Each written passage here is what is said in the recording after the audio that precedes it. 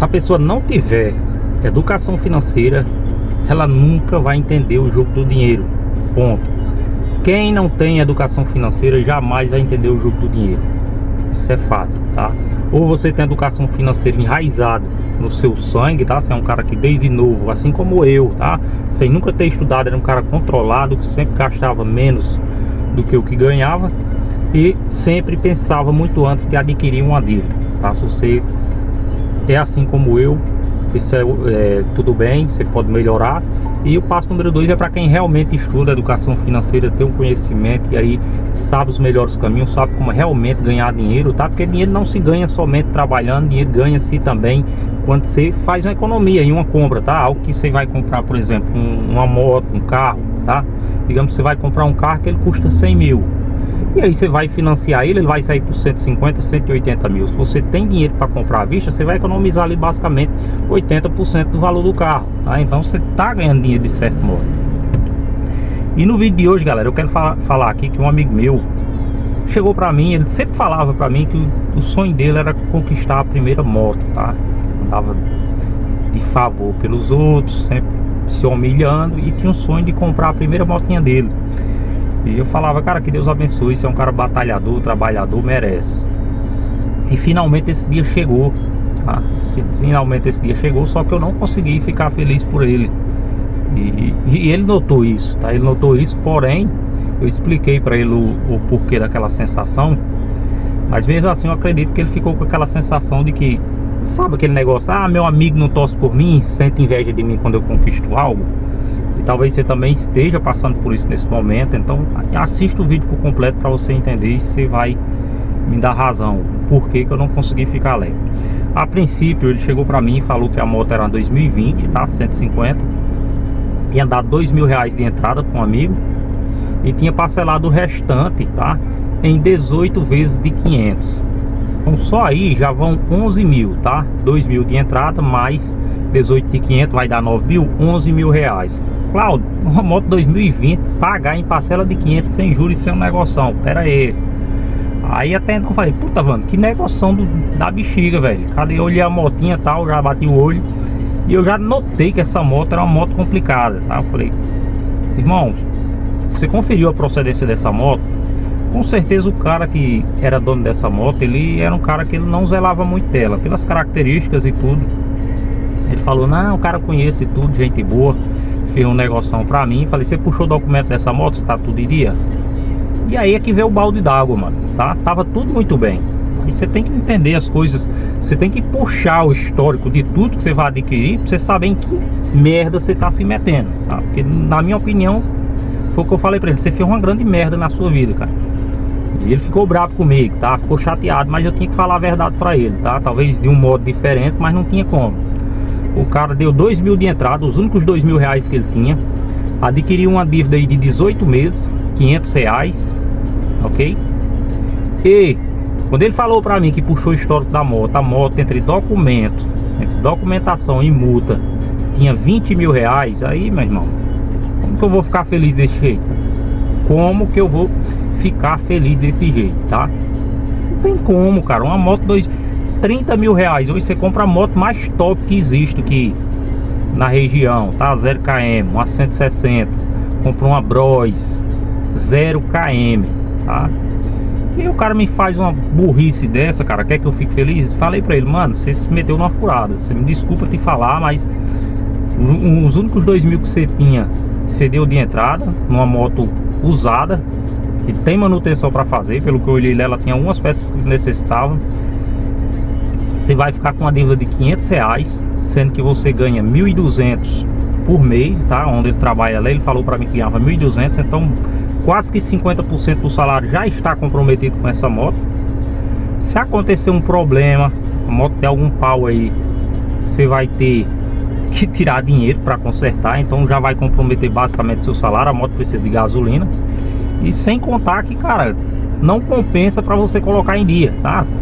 20 mil em dívida, 20 mil em dívida, mais 11 mil que ele vai pagar, 31 mil reais, cara, 31 mil reais, tá complicado. Então Eu não fiquei feliz, apesar de não ser um financiamento, aqueles financiamentos de concessionária que o juro lhe corrompe, mas é a mesma coisa, meu irmão. É a mesma coisa.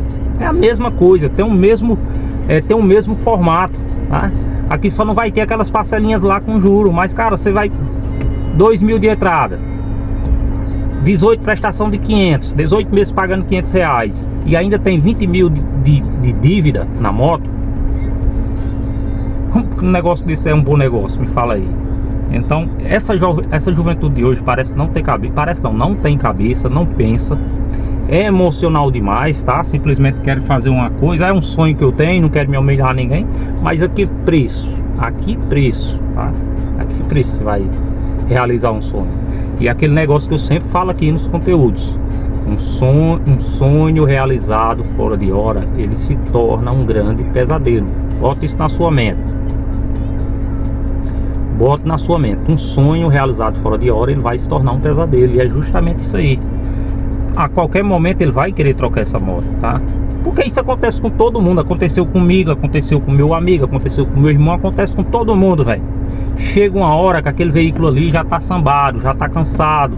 E aí você fala, não, agora eu quero um negócio mais novo. E aí é que vai vir um problema. Quando ele for vender essa moto, ele vai vender perdendo dinheiro, tá? Vai vender perdendo dinheiro. Porque um cara minimamente racional, ele não vai botar mais do que 4 mil numa moto dessa. E olhe lá se ele botar 4 mil reais, tá? Olhe lá se ele botar 4 mil reais, porque a moto já vem com 20 mil de documento. Aí você não pode sair pra fora, porque pode dar um problema. Se a moto você chegar a ser preso, vai dar um BO medonho, tá? Pra tirar. Então falei isso aí pra ele até passou uns dias sem falar comigo, tá? Quando passava de moto virava a cara. Infelizmente esse é o preço que se paga por querer alertar um amigo, por falar a verdade. Eu sempre dei conselho a ele, mano, quando você quiser tirar uma motinha, vai trabalhando, junta pelo menos 50% do valor da moto, tá? Junta 50%, você compra uma motinha usada mesmo, de boa procedência, pra você ir pagando aos poucos, qualquer coisa. E se você não aguentar, cara, se ele tá com 5 mil reais, tá? Começa com esses 2 mil que ele tinha. Se ele vai numa concessionáriazinha qualquer aqui em São Miguel, uma concessionáriazinha qualquer aqui na cidade, cara, ele dá esses 2 mil de entrada e parcela o resto. No máximo nessa moto aí, ele iria pagar no máximo, tá? No máximo 15 mil reais, 16, tá? Com a moto quitada, arrumadinha. Mas aí não, o cara é emotivo demais, quer realizar sonho, não quer esperar, cansei de ser humilhado. E aí como que você vai colocar na cabeça do cara que você tá falando pra ajudar ele, tá?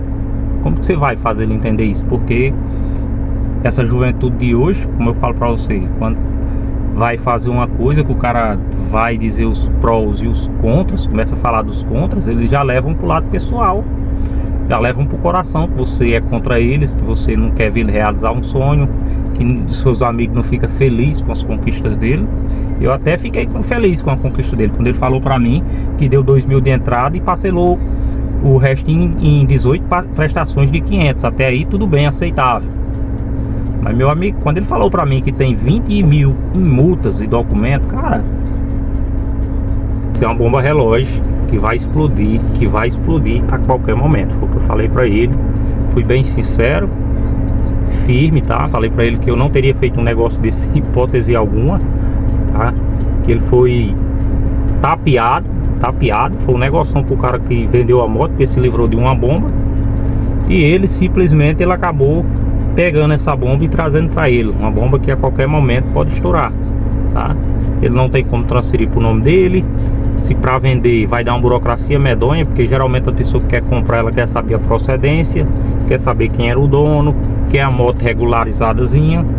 Então tudo isso aí são problemas mesmo, certo? São problemas que vêm junto com a aquisição daquele sonho. E por isso que eu digo que se torna um pesadelo.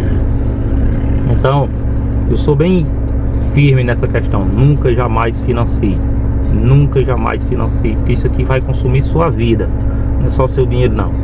E nesse caso aqui, embora ele não tenha um juro lá correndo, ele basicamente pagou o valor de 2 a 3 motos aí.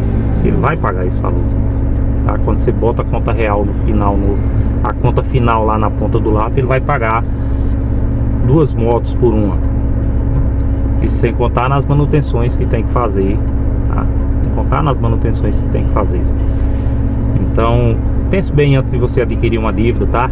Não vai comprometer o seu salário, porque quando você compromete grande parte do seu salário, você não está comprometendo só seu salário, às vezes você está comprometendo a sua vida financeira, tá? No caso dele, ele é solteiro, tudo bem. Ele é solteiro, tudo bem. Mas se ele perder o emprego amanhã, não tiver como pagar o restante, ele perdeu a entrada e vai perder a moto. Ele vai ficar com uma vergonha.